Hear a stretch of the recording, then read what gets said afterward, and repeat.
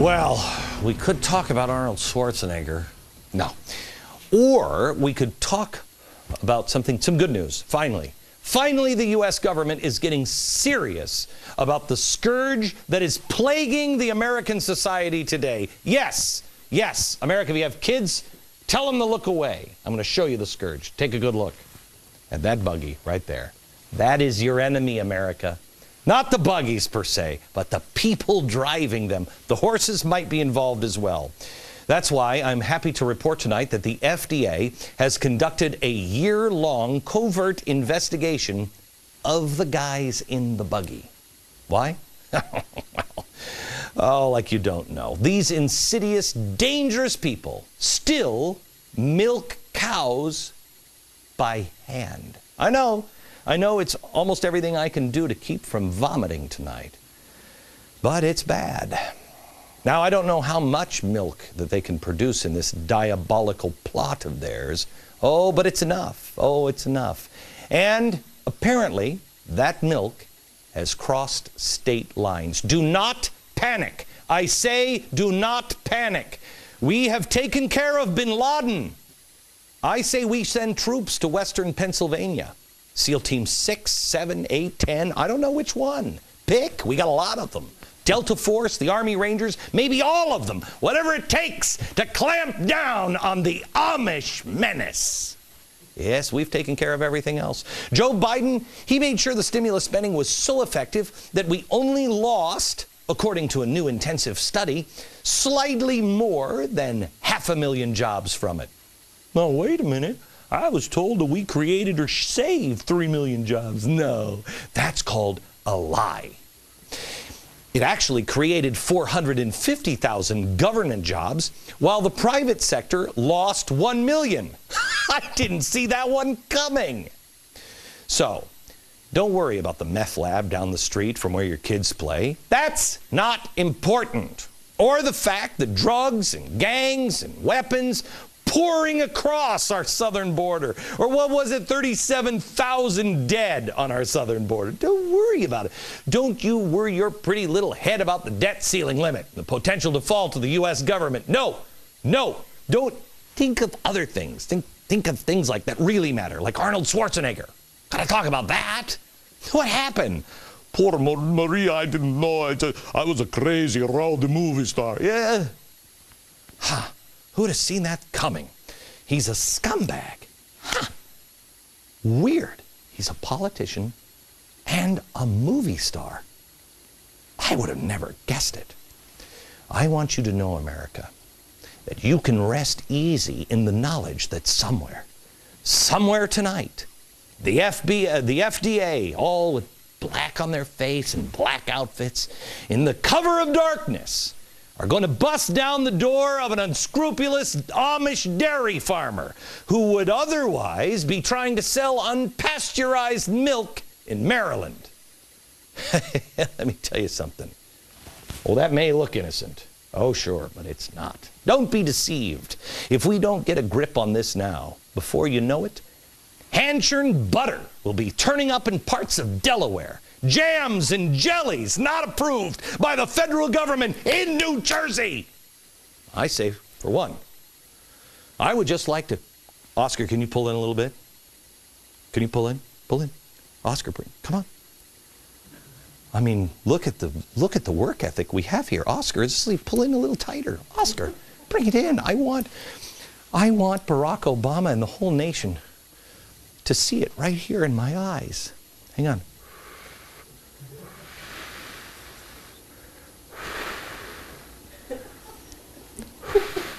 It's going to tear up soon. Barack Obama and all of you hard-working people at the FDA.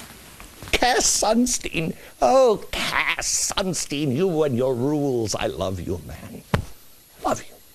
Thank you for protecting me, my family, and all of my neighbors from jams and jellies and hand-churned butter and the threat of unpasteurized milk. What a menace. Thank you.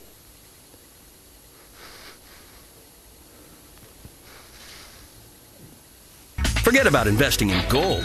Glenn's got a new plan, light bulbs. Find out why he's stockpiling next. Last week, we had a story of the new CFL light bulbs. Oh, you can't get too close to them when you read. No, you can't let your children get near them. And of course, you should never leave your home in the hands of these things. If they break, you have to call hazmat.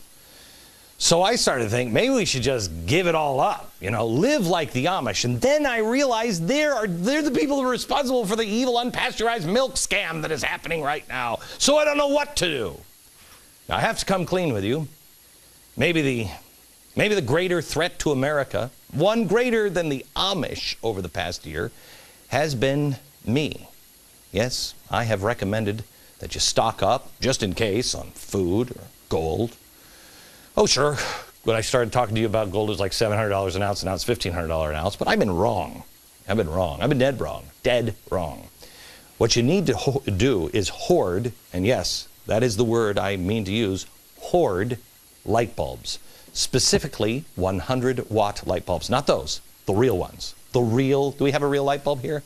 God forbid. Look out, Aaron. Aaron, look out. It could be dangerous. That's not a real light bulb. What kind of light bulb? Bring it over here.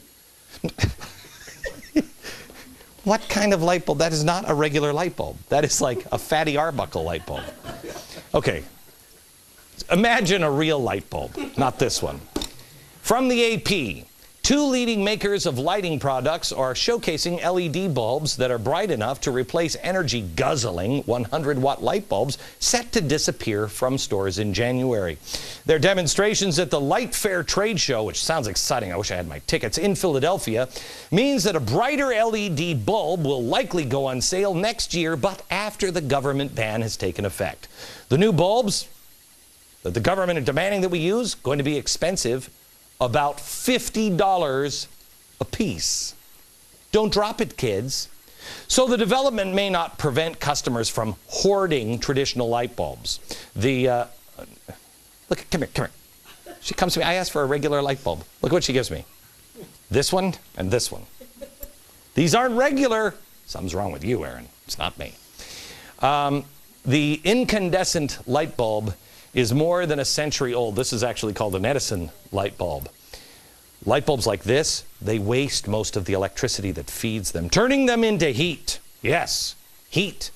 The kind of heat that we use to have, can you take away these stupid light bulbs? Here in this beautiful Easy Bake Oven from Hasbro. Yes, let's face it, Easy Bake Oven is a piece of crap, and it has been a massive disappointment for generations of little girls. Yes, disappointment. But that's beside the point. You're going to put a $50 light bulb in here to give off the heat, to bake the little, because this is I do this on Saturdays. I'm like, okay, you're going to put the little pie in here, and then we wait. No. We all knew the global warming hoax was going to cost us dearly in our electricity rates. How do we know? The president said it. Plan of a cap and trade system, electricity rates would necessarily skyrocket. But now we find out that it's a light bulb is going to cost $50. When 100-watt light bulbs become a luxury item, it seems that would be like the time when the poor and the middle class, the Democrats keep saying they just love so much, I want to hold them and cuddle with them. They'd say, hey, I'm paying $4 for a gallon of gas, twice as much as I used to pay for corn. My grocery bills are going through the roof. And now you want me to sit at my kitchen table staring at my empty dinner plate in the dark as well? America, stock up on light bulbs. They say they're going to cost $50. Not if you act right now. I've got them for $47.95. Back in a minute.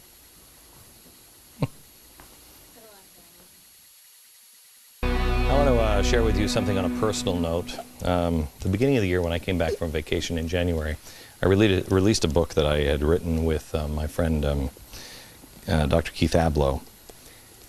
And I was on the air, and I was talking, I said, this is going to be the year that you can change your life. This is it. And I got so many amazing calls in those first few weeks of the year. I got a call from a guy in Ohio. he said, you know what, I'm going to change my life. I'm going to start my own business. He said he was going to start his own bar. And I said, that's not something you call, I'm an alcoholic. That's not something you call and tell me, but good. And we had a few laughs, and he said he was going to change his life. Well, his son that he told me about, he said was a big influence, and he was going to take the risk. I got a message from him last week. James told me that his son had died. He was 16 years old. He was on a church mission in Costa Rica, and he was swept out to sea and drowned in riptide just a couple of days before he was coming home, along with 2 other 17-year-old students. My listeners and my viewers, I consider you to be friends and family. I'd only talked to James once, maybe twice, and when somebody on my staff came to me and told me, I wanted to call him. And I did. It was about 10 o'clock at night one day after work. Quite honestly, I didn't know what to say to him. What do you say to somebody whose teenage son has just been taken prematurely and said to you, I'm going to change my life? I could have called him earlier in the day, but it was the last thing I did because I was avoiding it like I usually do when I'm troubled by things. It turned out to be the most inspirational call I have ever made. When James got on the phone, he spoke of his son. He said, I tried to raise a man for the first 12 years, but he taught me to be a better father and a better man for the last 4 years of his life. He told me this story about his son. He would go to work, and on his lunch break, he would go out and play his guitar outside of his job at Kmart, and he would collect money. He convinced them to let him collect money. He said when his dad asked what's going on, he said, Dad, the church needs a new van to help people, and I want to buy him a van. I don't know how long he was going to have to play his guitar to be able to afford that van, but he was determined to do so. James said, Glenn, I've just paid for my son's funeral and shipping his body back, and I'm broke. Business isn't going so well. He said, but I want you to know whatever it takes, whatever I have to do, even playing the guitar, I suspect. He said, I'm going to make sure my son's wish is accomplished. He wasn't a broken man, he was a determined man.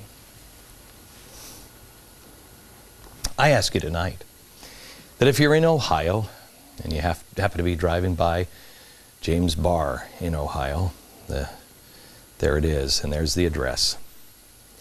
I want you to take a few minutes and just stop in, talk to this man about his son. You won't find sadness, you'll find inspiration. It's the Time Zone in Grove City, Ohio. By the way, final note, JJ, his son, I knew wanted to be a youth pastor. That's all he wanted to do. When I was told by my chief of staff, Joe, that JJ had passed away, my immediate response was, he's a youth pastor finally. But I want you to know